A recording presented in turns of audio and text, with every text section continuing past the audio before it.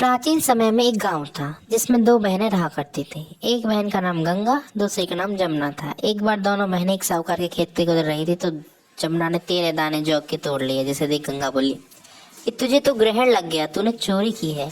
इस पर जमुना बोली कि अब मेरा ग्रहण कैसे धुलेगा।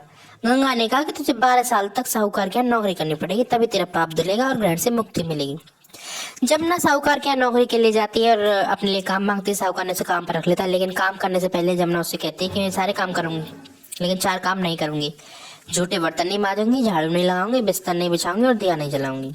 12 साल के बाद कुंभ का मेला लगा तो साहूकार ने भी कुंभ मनाने ही जाने लगे।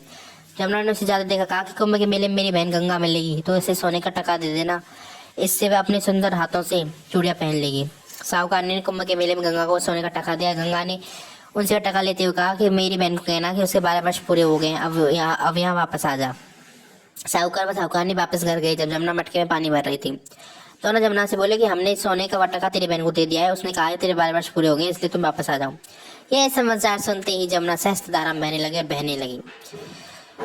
जमुना जी का यह रूप देखकर साहूकार ने परेशान हो गया कि हमारे घर में जमुना माता ने काम किया, अब तो हमें ग्रहण लग गया है, अब हम ग्रहण कैसे उतारेंगे। जमुना भागकर गंगा माता के पास चली गई। गंगा ने जमुना से पूछा तुम साहूकार जी से कुछ कहकर आई हो या ऐसे ही बिना बताए आ गई हो। जो जमुना बोली मैं तो कुछ नहीं बताकर आई हूँ।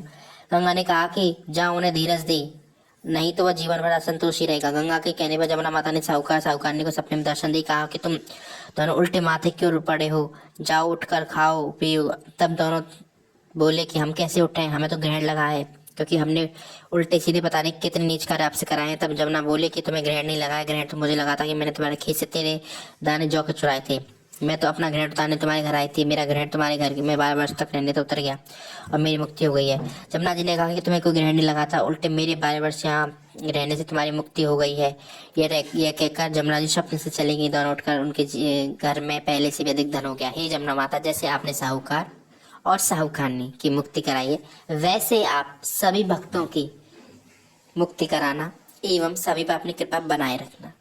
देखिए भक्तों, हमारे चैनल पर सभी प्रकार की कहानियां अपलोड की जा रही हैं, तो ऐसी कहानी सुनने के लिए आप हमारे चैनल को अभी सब्सक्राइब कर लें, वीडियो को लाइक कर दें, कमेंट कर दें, शेयर कर दें। तो हम आपसे मिलते हैं ऐसे ही नेक्स्ट वीडियो में। जब तक आप हमारे कार्तिक मास की सभी कहानियां सुनते रहें और अपनी मुक्ति के जत्न को करते रहें तथा आप और लोगों को भी सुनाते रहें। जितना फल सुनने का मिलता है उतना फल ही दूसरे लोगों को सुनाने का मिलता है।